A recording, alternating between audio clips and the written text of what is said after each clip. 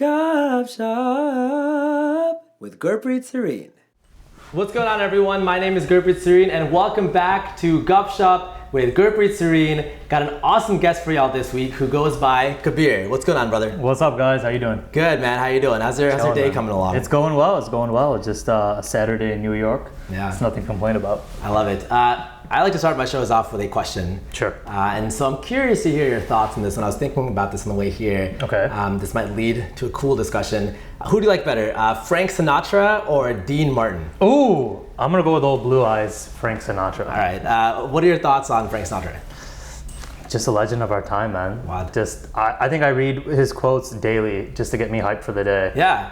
So I mean, he's just, man, he's everything. You think about Americana just in general, and a few names come to mind, and Frank Sinatra is always one of them. Like the great American sort of style.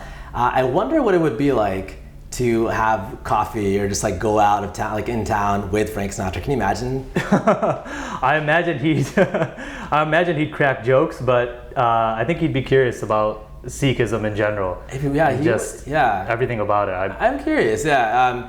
So Kabir, you are a singer. A really good singer, and I would love to hear your story about how you got started, where you are today. Okay. So why don't you walk me and the audience through your beginnings as a starting singer, like, and how that journey began?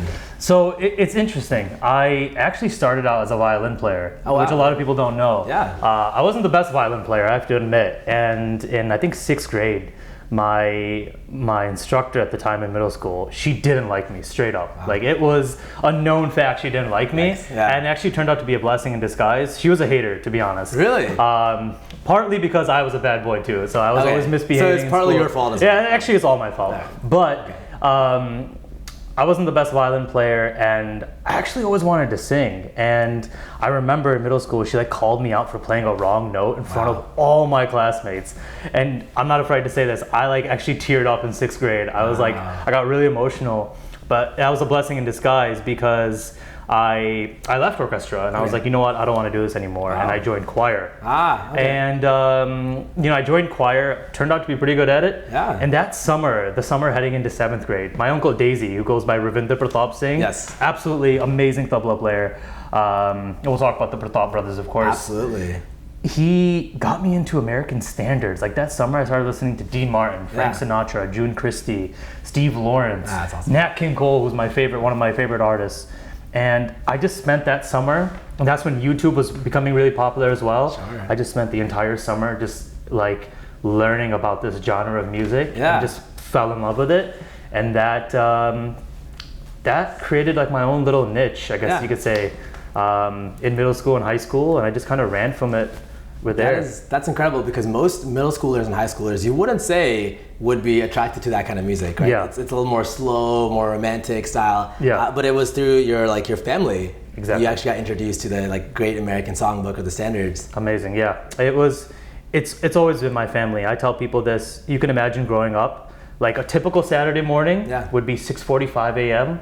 You'd hear a sitar, then you'd hear a violin, then you hear a tabla, then you smell chaw, and then the ande would come out, and then we'd have a jam session until 11:30, 12 in the afternoon. Yeah. That was like a typical normal Saturday for me. So I fell in love with just everything music, and I learned so much about how just everything Sikhi and Gurmat Sangeet and music, and dabbled in everything from there. You meet ghazals, dadra, Tumri, you name it. It was exposed to me from a young age. That's amazing. So some of the people that I've talked to in the past have had a different story in that they've had no musical inclinations because their family wasn't interested, or they didn't have anyone innate to pass it down. But in your case, it's very unique and sort of like natural. I came to you because you had family that you woke up in the morning and they introduced you to the music and that sort of like rich heritage. Walk me through, for people that may not know, which they should know, the Partap Brothers. Who are the Partap Brothers? The Partap Brothers are the original bad boys of Sikhism. Wow, that's a great way to describe them. They are,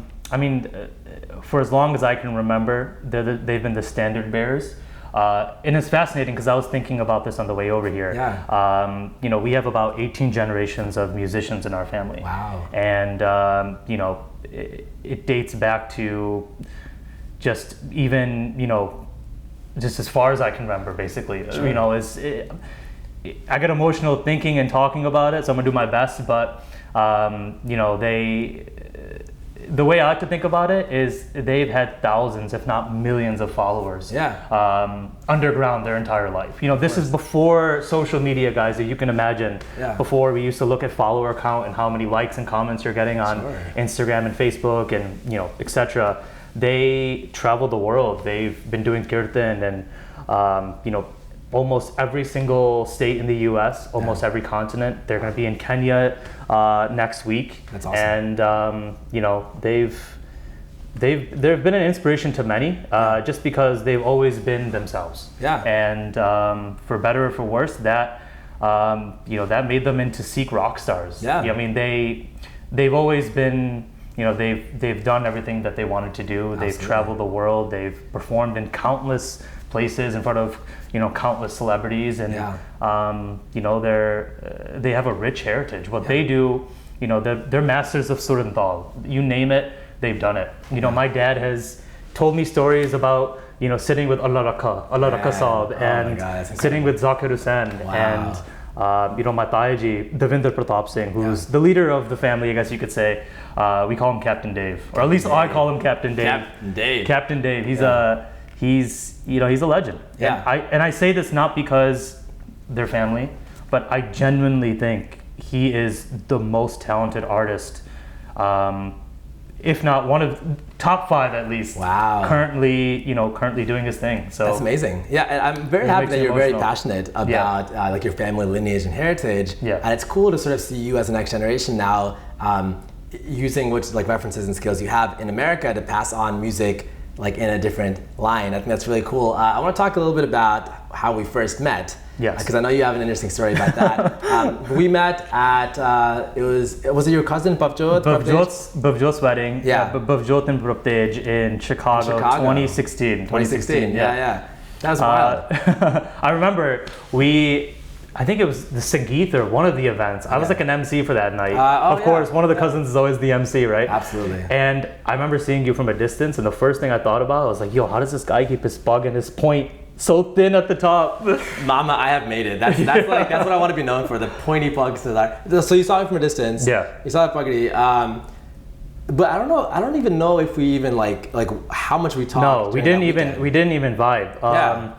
I mean, maybe we did. I met Raginder for the first time at that wedding as well. Jindi uncle was there. Jindi Baji, who is also a wild guy. Someone, one of my friends called him was the DJ Khaled or the Kim Kardashian of the Sikh community. He's a wild guy. We could have a whole another episode on that. But I gotta get Jindi Baji on the show. Him and his 100 rings. We'll see if he can carry that through TSA pre-check. We met in Chicago, and I remember actually the Anand Karaj because the Partap Brothers performed the Lava. And hearing Uncle Dave. Like he was singing, and then he pulls out the violin, and he's performing. It was amazing. It was incredible to see like such a unique like performance. In the Gurdwara side, but they were like all their talents, and you can see how passionate and energetic they were. So it's really cool to see that runs in your family, that's in your blood. It's you know, people who've sat and enjoyed their kirtan, and I'm jealous. I wish I could have enjoyed their kirtan before social media came around. Because it's just an experience where, you know, Devinder Pratap Singh always preaches, be in the moment. And when you're there in front of him listening, and he pulls out the violin, and suddenly he has a sarangi in his hands, and then he's just like just singing and performing awe-inspiring music in Sangeet. You just never know what he's gonna do. And I feel like that's a true mark of, you know, just a talented and just versatile artist. Absolutely. And then of course my dad as well, who's always been Devinder Pratap Singh's right-hand man. My dad, Mohinder Pratap Singh. Shout out to you, Dad. I love you.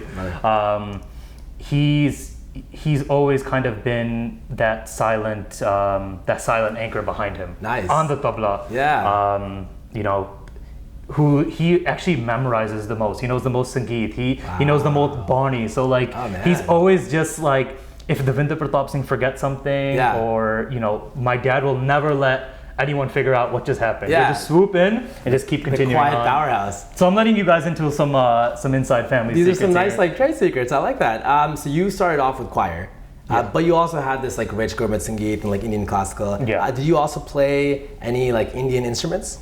I don't. I don't.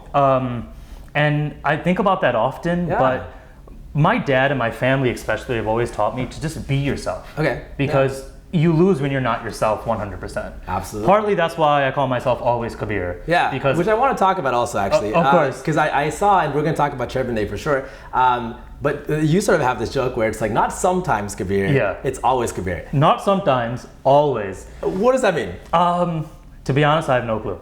Okay. But you're always Kabir. So 10 minutes ago when you walked in, you were Kabir. 10 years from now. Well, it's, here's the thing. I grew up in a town that was 99.9% Caucasian. Yeah. And we were I think we're the only Sikh family in town. Wow. I went to a high school, obviously a middle school, even a university that was predominantly Caucasian.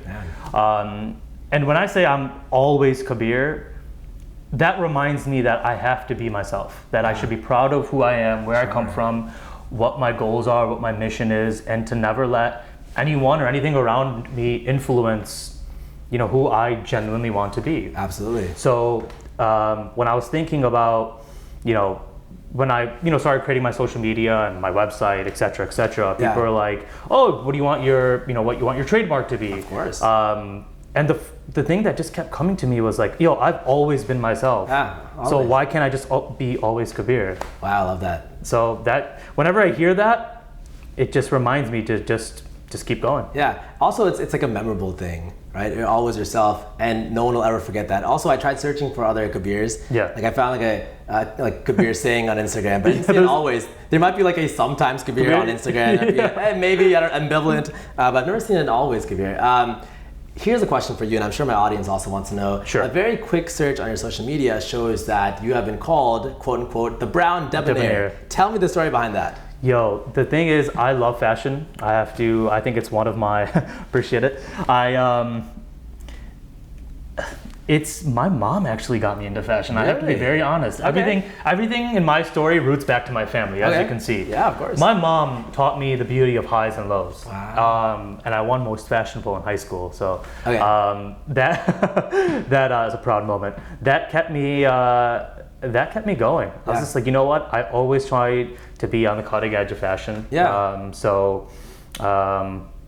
It's just who I am. Yeah. I feel like it's a mark of who you are as a person. So if people look at you on the streets, I love those looks in New York. Even in New York, where there's such a strong Desi population. Yeah. People stop and are just like, yo, where'd you get these patent shoes? Or like, yo, where'd you get this? Where'd you get that? Yeah. So it just brings people together. I like that. Most artists, obviously, their brand is represented by who they are as people and like what they wear. Sure. So if you can describe for me your fashion sense and like sort of like how you create. Because I'm learning fashion. One of the reasons I have this show is to steal other people's fashion. But I'm watching you right now, and the viewers can see you have some really cool stuff going on. Describe your like fashion brand or like the style you go for. I'm still trying to figure out exactly what I can call it, but I describe it as hype mixed with class. So I'll have a few hype pieces on my with my ensemble, but I want to be able to walk into any situation and people will be like, wow, he looks like a gentleman. He looks like the debonair. Okay. And I guess I don't think I answered your previous question. The brown debonair. The brown debonair, I didn't know what debonair meant, and I Googled it a little bit. I got a little bit more confused, but now that you're here, so please explain. Oh, I might actually explain this wrong as well, but I think debonair is an English term. People always, my best friend growing up, she always used to say like, yo, you're so debonair. Oh. And I had to Google it too. I was like, yo, what does this mean? Is she making fun of me? Yeah, what the hell are you saying about me? Exactly. Yeah. And I don't know, I think someone at a party called me the brown debonair, and then I quickly took out my notes, I jotted it down. Yeah. And I was like, all right, look, this is it. You like embrace that. I embraced it. I love it. That's so cool. Tony Bennett, obviously like a legend when it comes to jazz. Of course.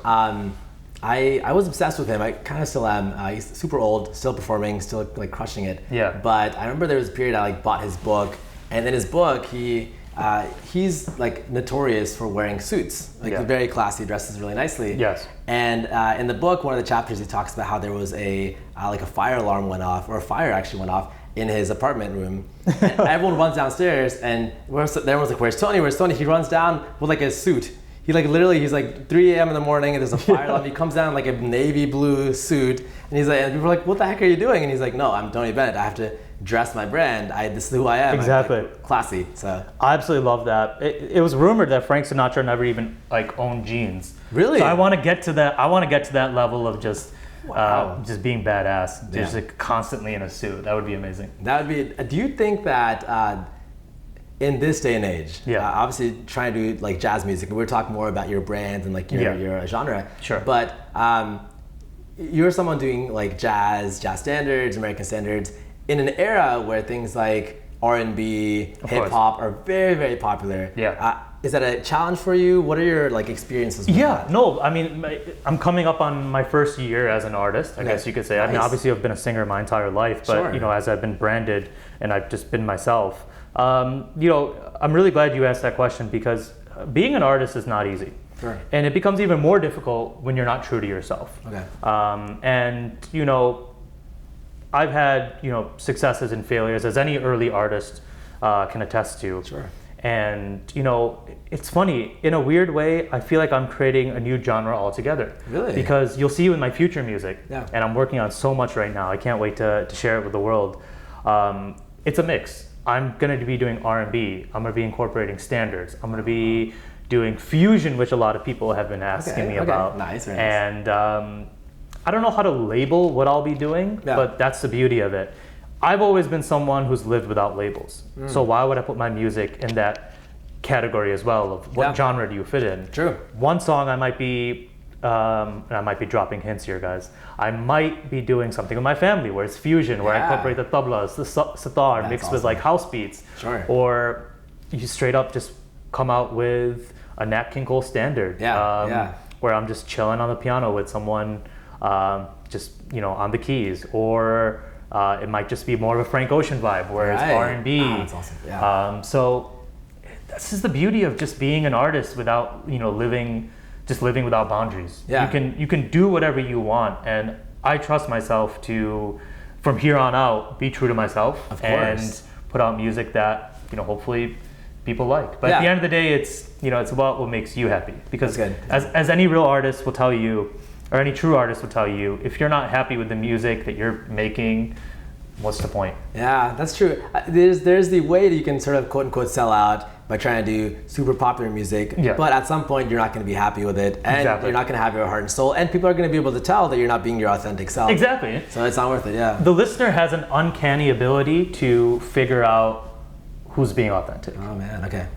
I've always believed that, and I've learned that the hard way this past year, that people, listeners, the common viewer, the music fazan, like you name it, people will be able to weed out who's being authentic. You mentioned that you learned that the hard way this year. Describe what that means. There's some things, if I could go back, I would do over. But I think that's the process of just being an artist. You put things out and you see, you look back on it as you grow older and you gain from experience and you hear criticism and you think, you're like, wow, I actually wasn't being true to myself there. Maybe too many people were in my ear. Maybe I was too afraid to speak up.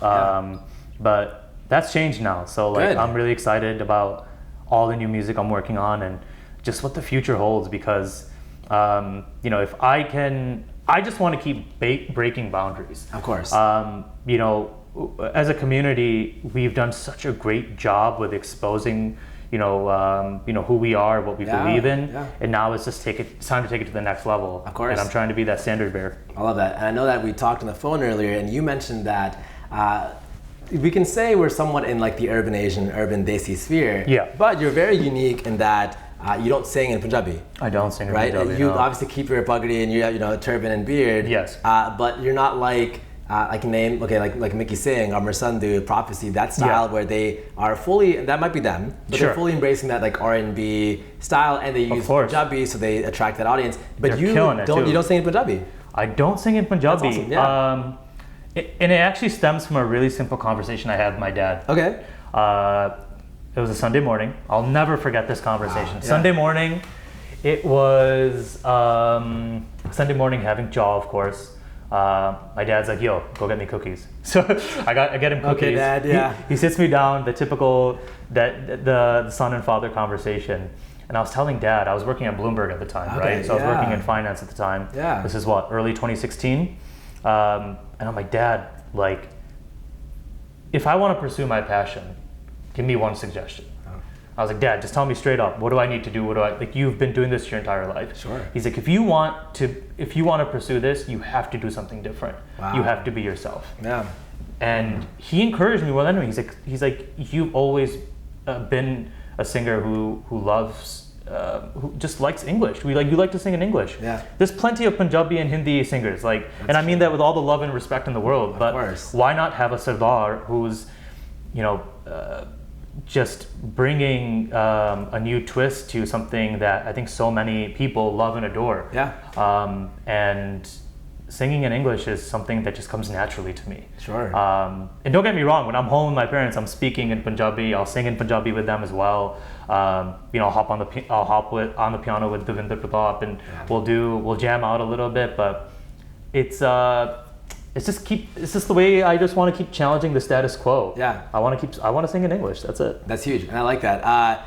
When you perform, because I've also experienced this a little bit, where you go to perform at, let's say, maybe a predominantly Desi event. Yeah, you're wearing a turban, and you start playing what it is, like some American song, and people are like, "Yo, can you sing like Gordon Ishq Mata, like some random like Punjabi song?" Yeah. Have you experienced that kind of stuff before?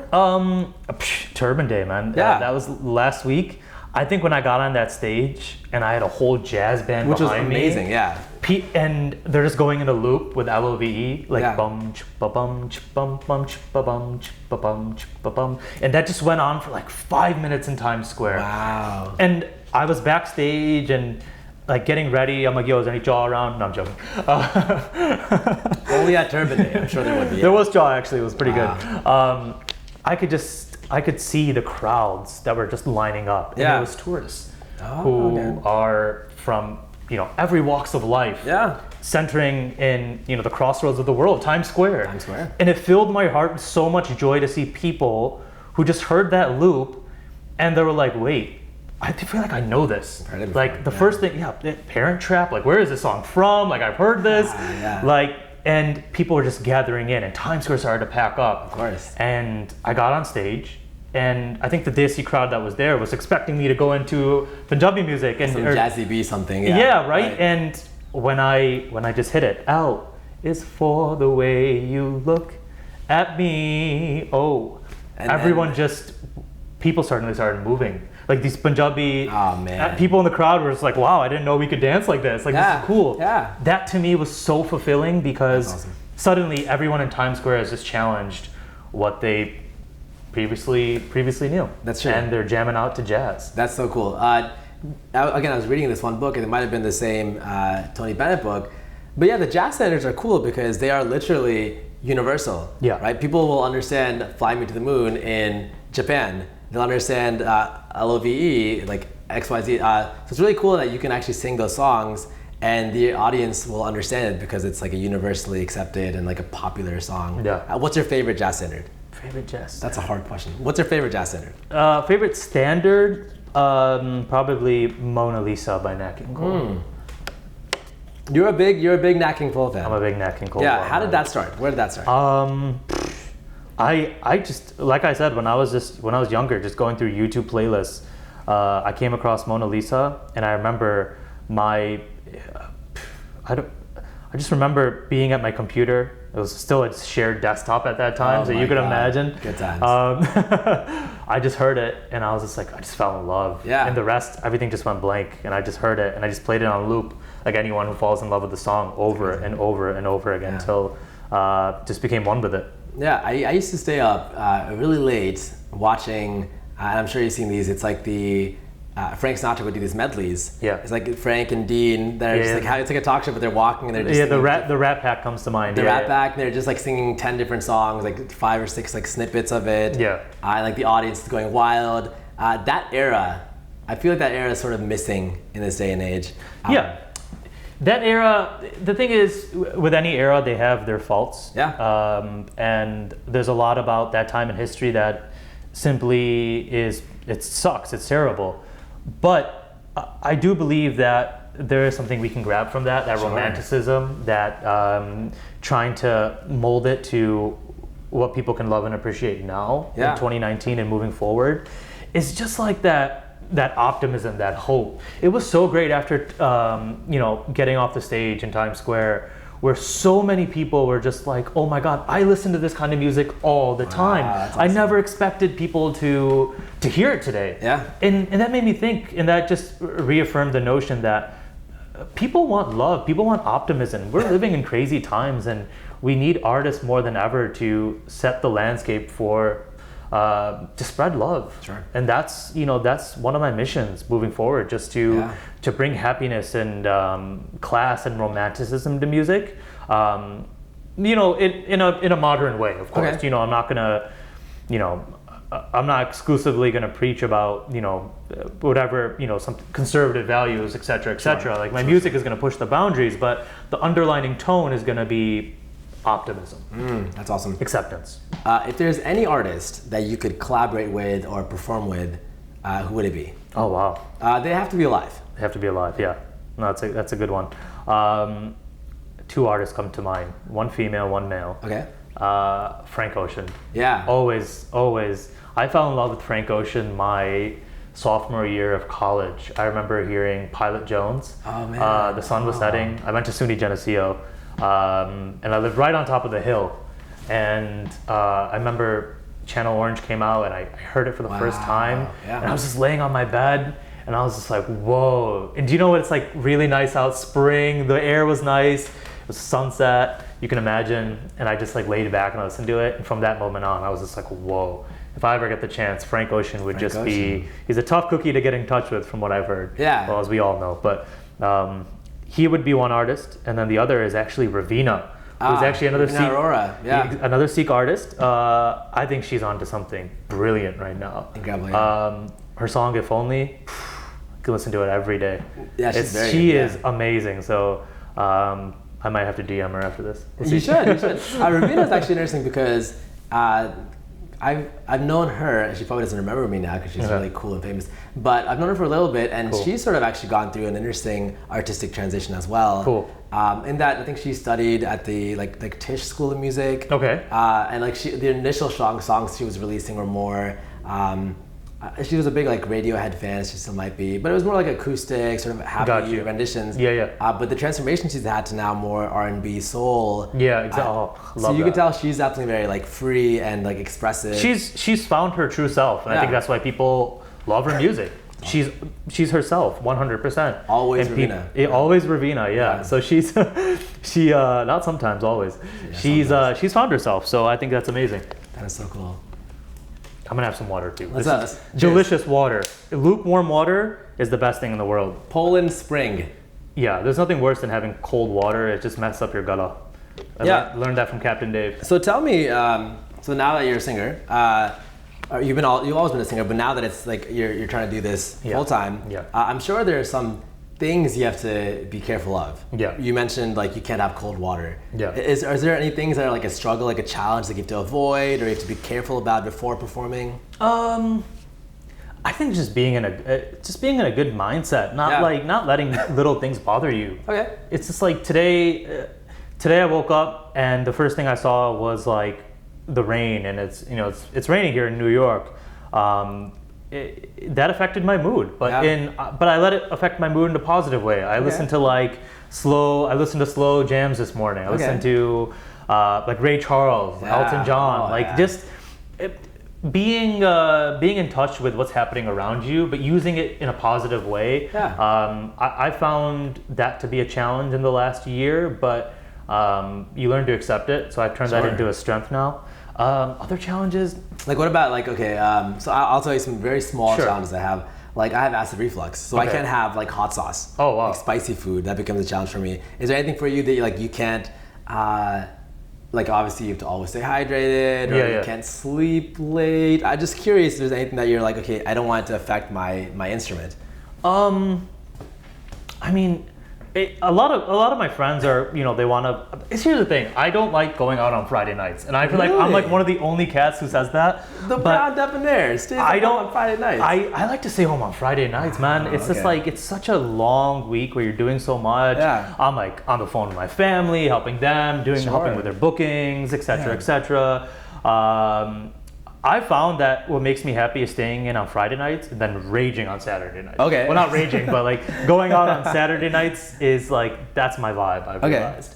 And I've learned to say no to whoever wants to hang out on Friday night. Oh, good. So good. I guess that's a challenge. I don't know, it's a where, small thing. That is a thing though, because I imagine if you go out too much, you tire yourself out, and then like if it's about the long term or long game thing. Yeah, no, you have to. You have to be, yeah. I believe you have to work hard, play hard, right? Yeah. So balance is everything in life. So Saturday nights, you can find me in New York City. Where can people find you in New York City? In New York City? Yeah. Like what's your vibe? What do you do for fun? What do I do for fun? Yeah. Oh man, this is.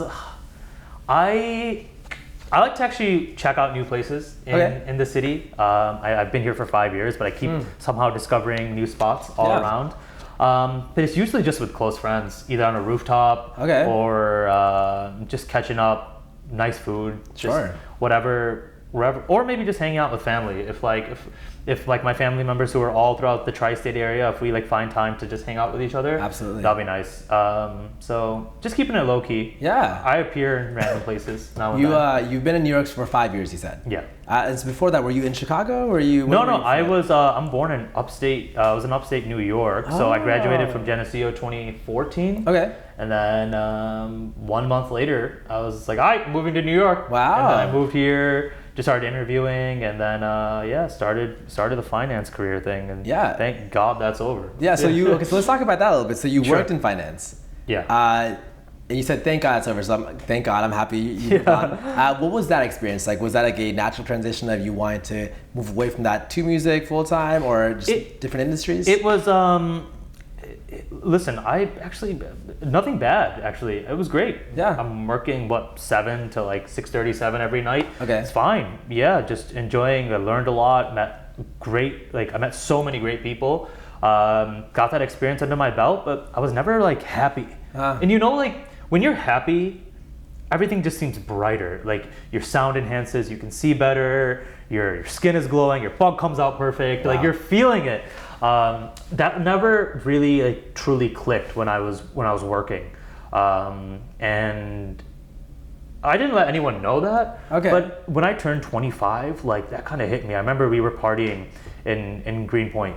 And we were on a rooftop, of course, and I was surrounded by all my family and friends who came out to celebrate my 25th birthday, and it kind of hit me. I was like, wow, I'm 25 now.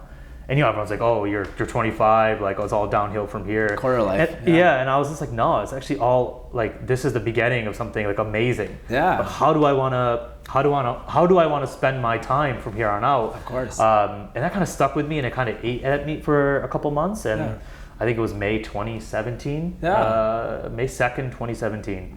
I was just like, I walked into Bloomberg and I straight up told my manager, like, I'm not doing this anymore. Yeah. And I kid you not, I think we were on the 6th floor, and my close friends will attest to this. You guys have to comment, like, subscribe to the channel. Yeah, also prove that what he's saying is true. I promise you guys, this is like a super dramatic movie scene. This is the moment. You guys get ready for this. I was on the 6th floor, and I told my entire team, like, yo, I'm out. And they like wouldn't believe me. They're like, what are you gonna do? And I was like, oh, I'm gonna pursue my passion. I'm gonna be a singer. Yeah. And they were like, we didn't even know you could sing, fam. Wow. And I was just like, oh no. And I kid you not, at 3:45, the entire floor with like C-suite executives at Bloomberg, everyone stood up, and they're like, you have to sing something. Oh my God. And I quit my job and I walked out singing Frank Sinatra, Taking a Chance on Love. And the whole floor just erupted. And I kind of went down in Bloomberg folklore after that. So like, dude, that is like, so that was a moment. I went home. I went back to Brooklyn. Move. I live in Williamsburg. Yeah. I played basketball with my boys. And the next day I woke up and I was like, holy shit, what did I just do? I just quit my job. What am I gonna do now? Took a chance on love, man. Yeah, took a chance, man. Took a chance on myself, and in a weird way, I fell in love with myself more. I learned as much as I could. I'm still learning about myself, of course, and now I'm here. My God. This is wild. This is a tough one because you were quitting, but then you probably weren't expecting all these people to come together and then ask you to sing. And then it's a lot of pressure because you have to then perform in front of people while you have all these emotions. You just quit your job, you know. Well, it's funny. I actually am happiest when I am in front of large crowds. I think what the age we're living in, we're always seeking like that satisfaction. Sure. And for me personally, this is just me. I am happiest when I am in front of people, like I mentioned, and being in front of a crowd, it forces you to be in that moment. That's like true. You cannot think about anything else except just being in that moment. And my life philosophy is like, the way I like to think about it is we're on a rock, flying through space at infinite speed. Yeah. We're all here on this one planet. It's all we know. It's all we'll ever know. It's all we'll ever love. Sure. And I get to kind of capture an audience's mind and bring them into my little world where we're just living in the now and the present.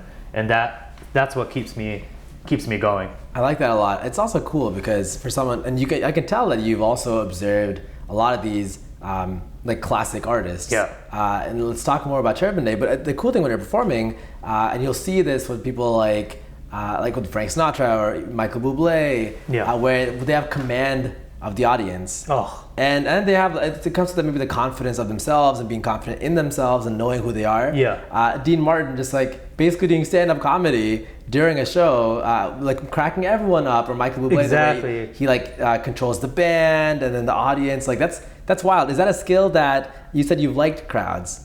Something you picked up? Is it something you sort of practice? It's actually something that I want to work on a lot more. And what I'm going to start doing, actually, my good friend told me this yesterday.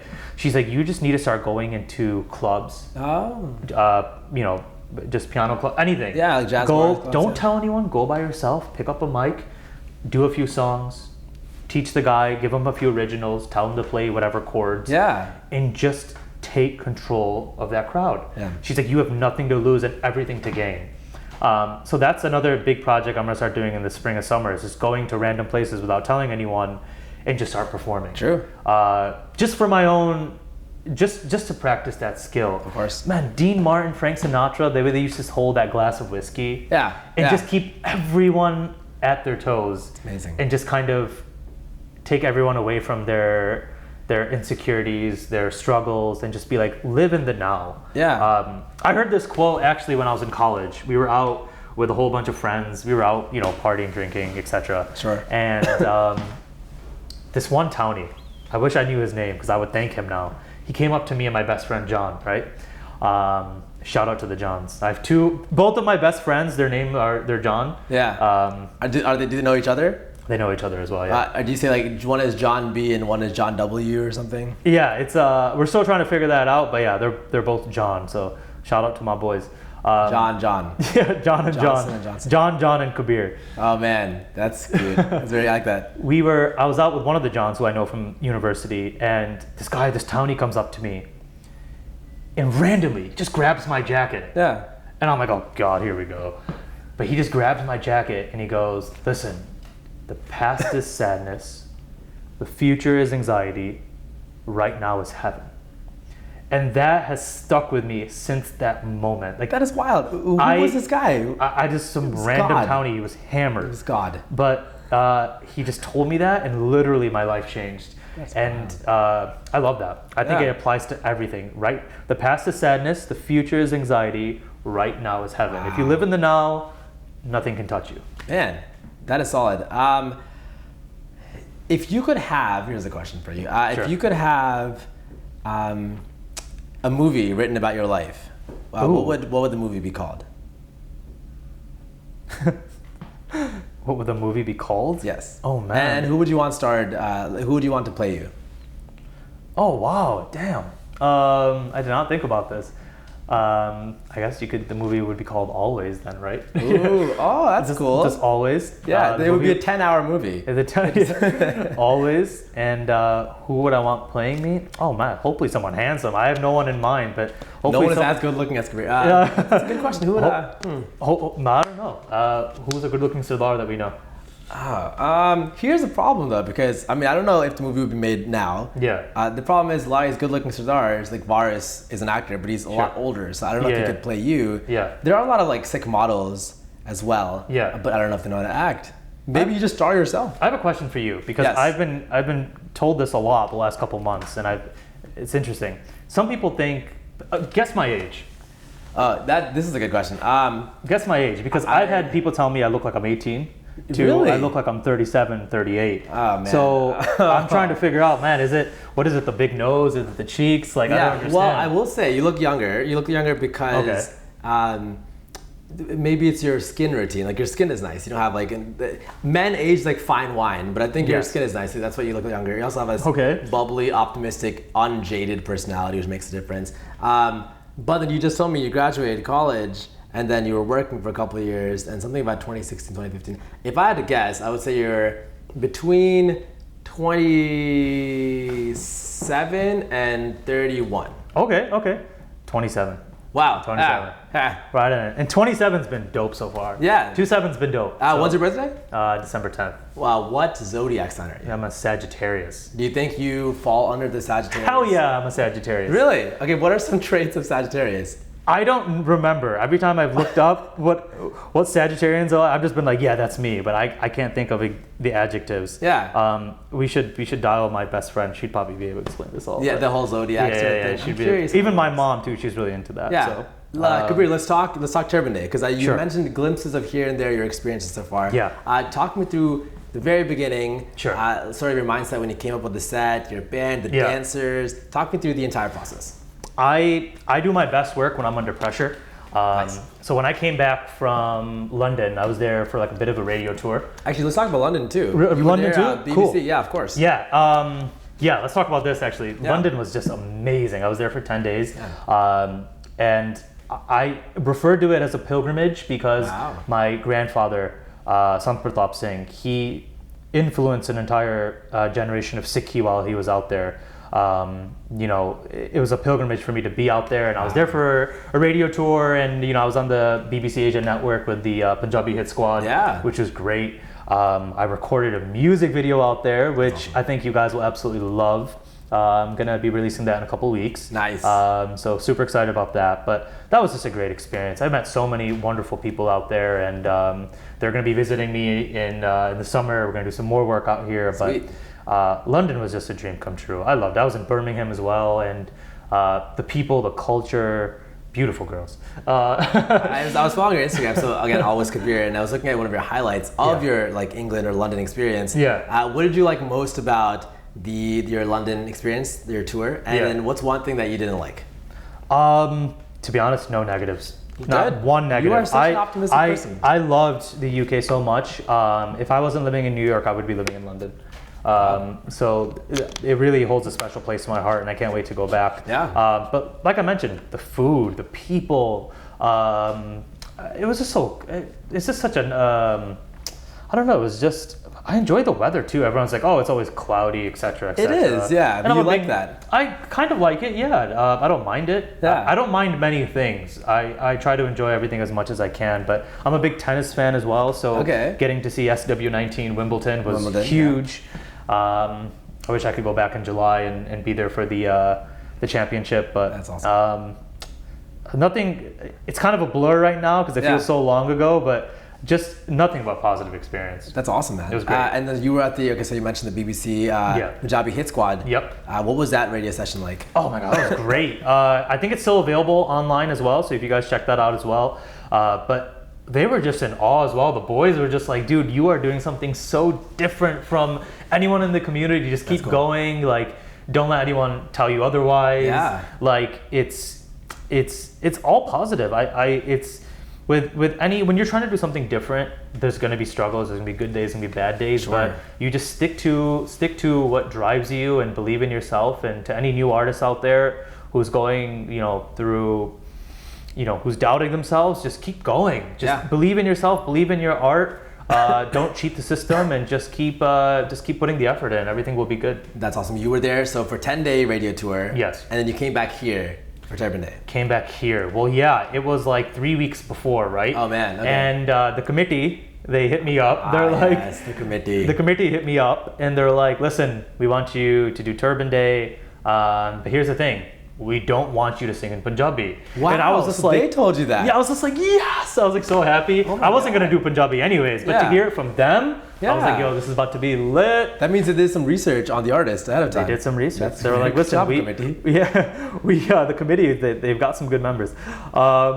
They hit me up and they're like, listen, we want you to do something so different, like Times Square stops. And I was like, bet, challenge accepted. Okay. Nice. And literally, I put together a band that I had never met before. Yeah. We all practiced twice, and we just rocked that stage. I made constant trips to, I'm gonna try to say this the right way, Ronkonkoma? I have no idea how to. I keep messing this up. Yo, my Long Island squad, I'm sorry about that. I butchered that, I'm sorry. It's like 12 letters you put together randomly that don't belong. Well, I went to Ronkonkoma, something like that, right? And I went all the way out there like a million times. It was like the last stop on the LIR. Yeah. So that took so much time just going back and forth. Just jamming out at this random guy's house, and shout out to my entire crew for just making that an unbelievable experience. But it was so fun just meeting new artists, getting to jam out, and like I said, when that loop started,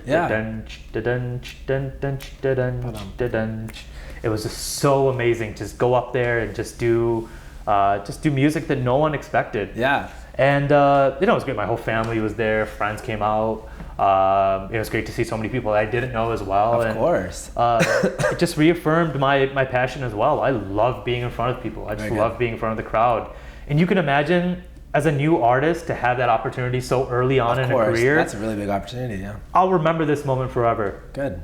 But I looked out into the crowd and I closed my eyes for like a split second, and it was beautiful that day. It actually started out raining. Okay. It was supposed to rain throughout my entire set. I went on at like 12:45 in the afternoon, but suddenly like the heavens opened up. Wow. All the clouds went away. It was clear blue sky. I just remember looking at all the buildings and skyscrapers and just being like, whoa, this is why, like, life is beautiful, man. Like, I have nothing to complain about right now. Of course. And just to be in front of all those people, it was just amazing. Man, and you have the video of your performance. I think that's you're singing LOVE for that one, right? Yeah. And you had a dancer. Yeah. Oh, yeah. Oh my God. And you yourself. I forgot to mention Anjali, who actually, I have to admit, stole the show. So I'm glad that you reminded me. Of course. Anjali, I just met like last week. Yeah. We practiced once. Like not even like once, and I got up early Friday morning, the day before Turban Day, which was like, so it was April 12th, it was a Friday. Oh my God. And I got up at like 5:45. I met her in the East Village where she lives, and we just practiced outside in the cold because she's like, hey, we might as well practice. This is wild. Because it's gonna be outdoors, so we have to do it. Yeah. And she just taught me everything in like an hour.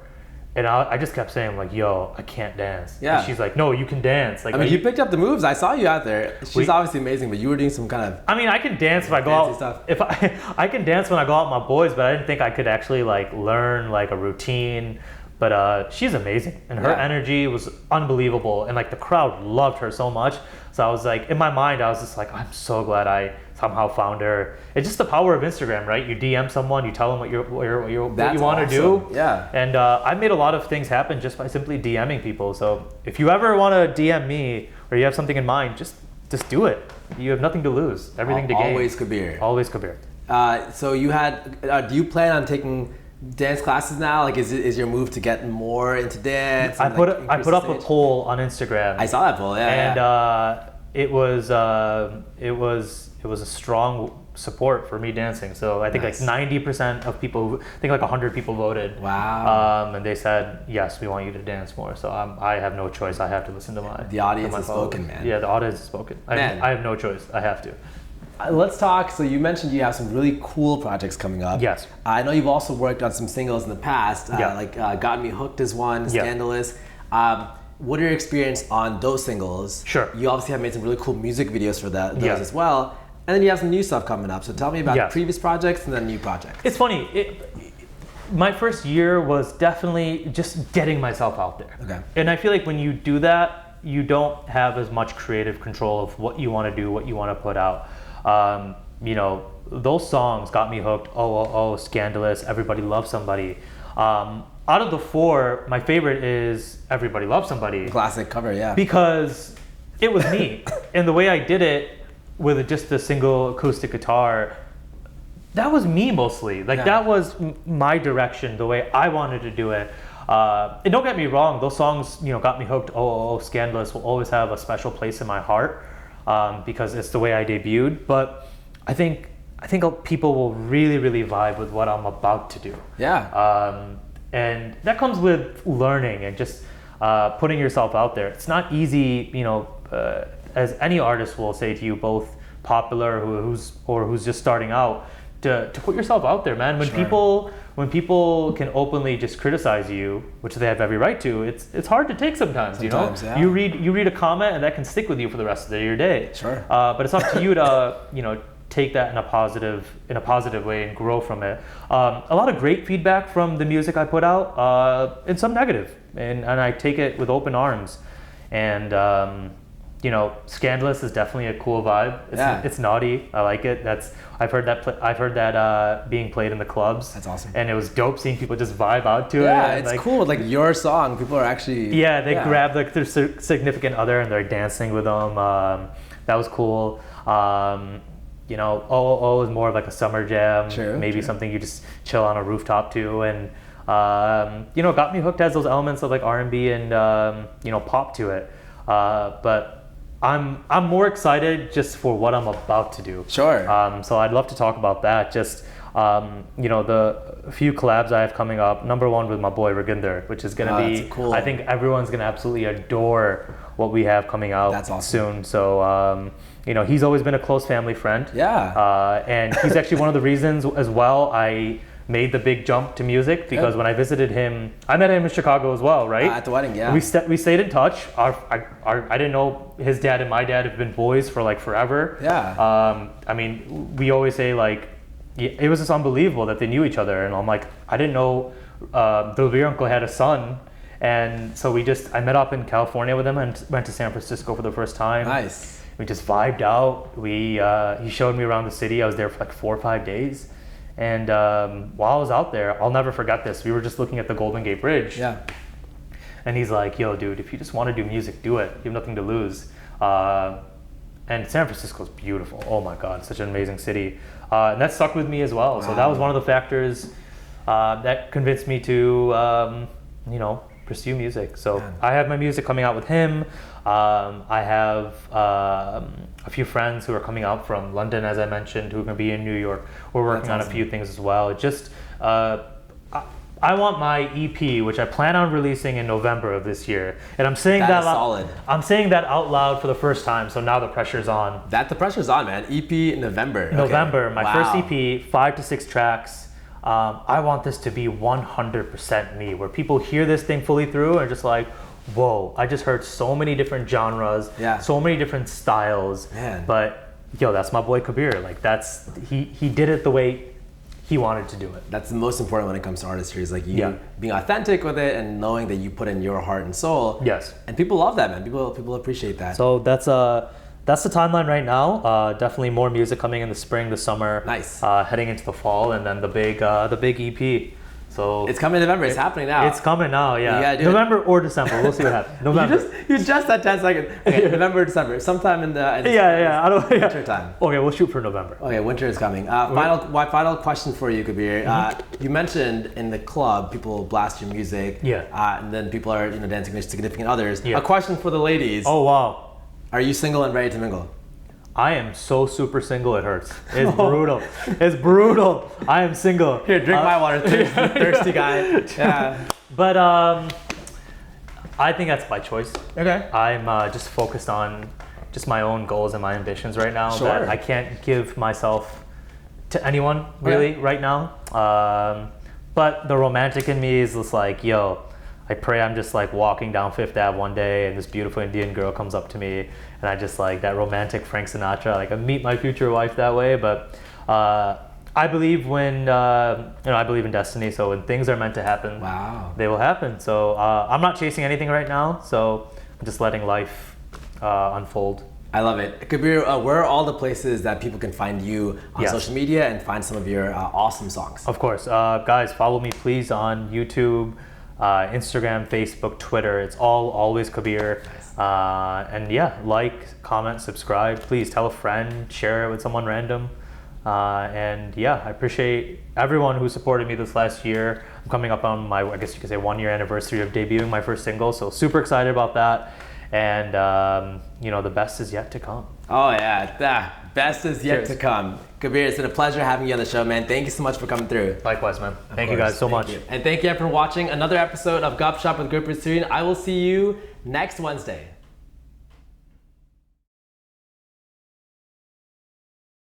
Hey there. Thank you for tuning in to another episode of GupShup with Gurpreet Sarin. If you enjoyed this episode, make sure to like, subscribe, and comment on YouTube.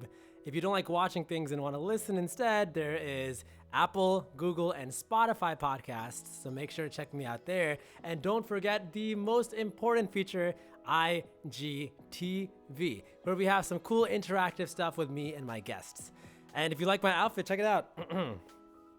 Partap Boys, PARNABOYZ.